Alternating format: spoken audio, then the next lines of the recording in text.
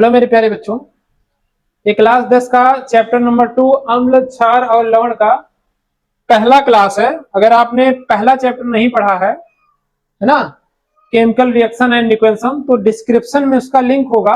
पहले उस चैप्टर को पढ़ लीजिएगा, उसके बाद दूसरे चैप्टर को स्टार्ट करिएगा।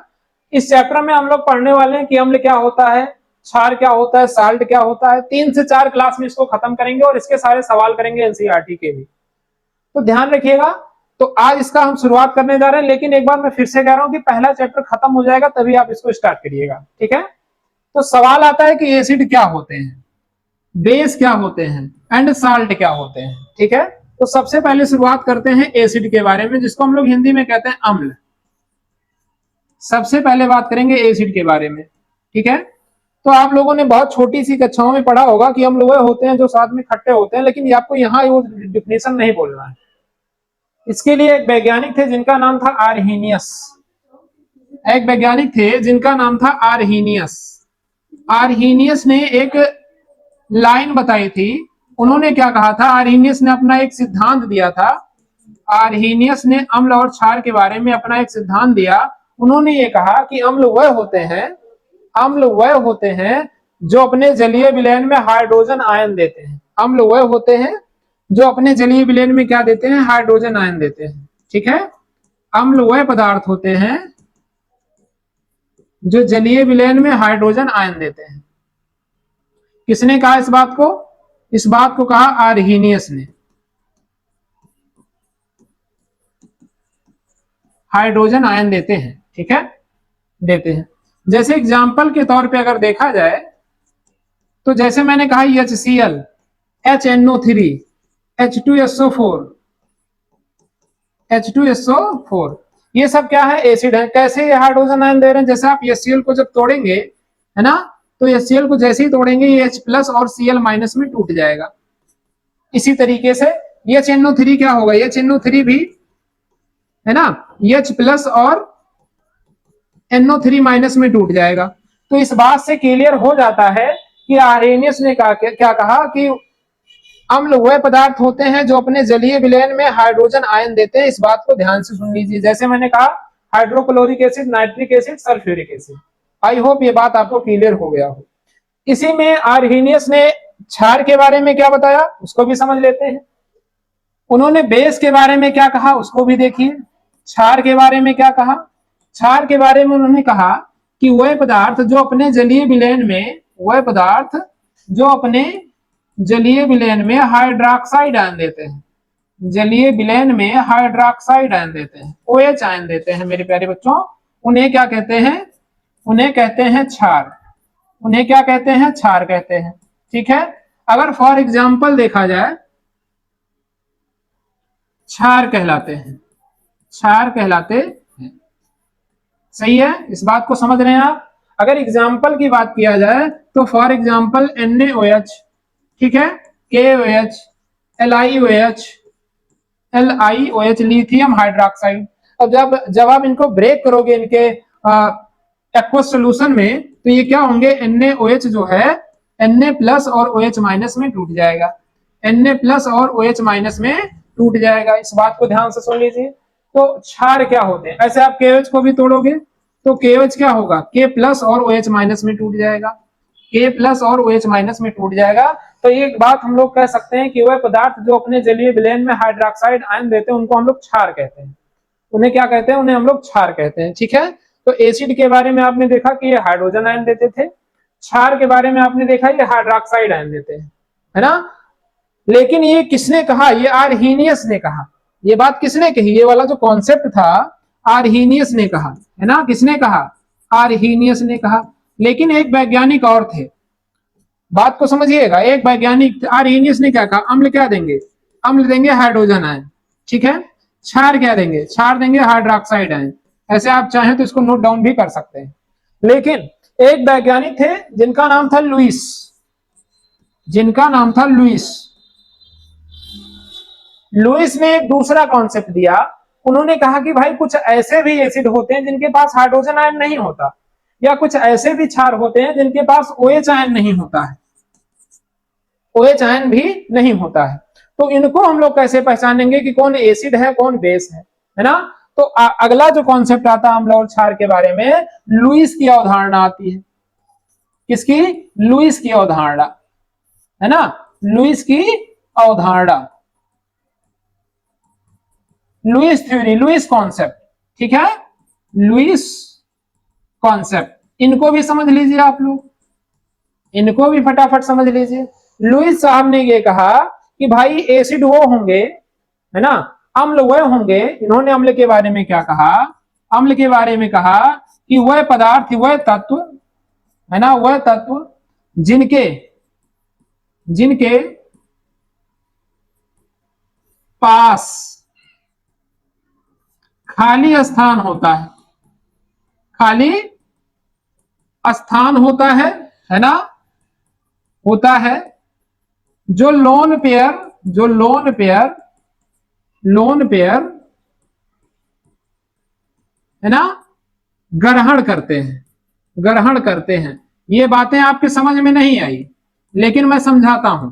ये बातें मैं क्या कह रहा हूं, इस बात को समझिए, इस बात को समझिए, है ना। अब जरा समझिए लोन पेयर क्या होता है, जरा आप लोग समझिएगा लोन पेयर क्या होता है, और कैसे किसी के पास वैकेंट ऑर्बिटल है और कैसे किसी के पास लोन पेयर है, इस बात को भी आप लोग समझिए। लुईस का कॉन्सेप्ट क्या है, इसको भी समझने का जरा प्रयास करिएगा।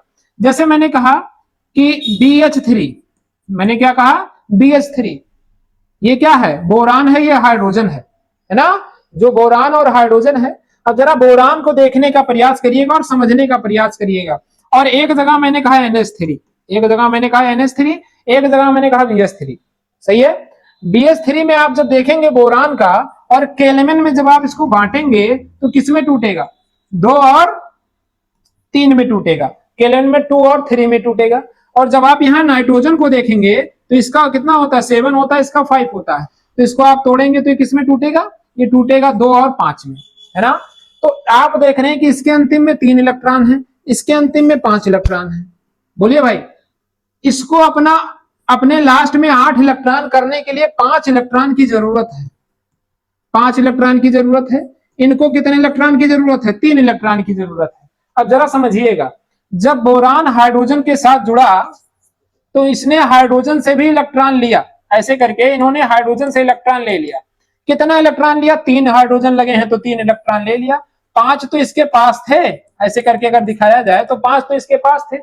टोटल कितने हुए? 1 2 3, सॉरी 3 थे इनके पास, 3 थे, है ना। टोटल कितने हुए? 1 2 3 4 5 6। आप देखेंगे इस बोरान के पास अभी कितने इलेक्ट्रॉन हुए? 6 इलेक्ट्रॉन। चाहिए कितना था? 8 चाहिए था उनके अंतिम में। इन सबको मिला के कितना चाहिए था? 8 चाहिए था।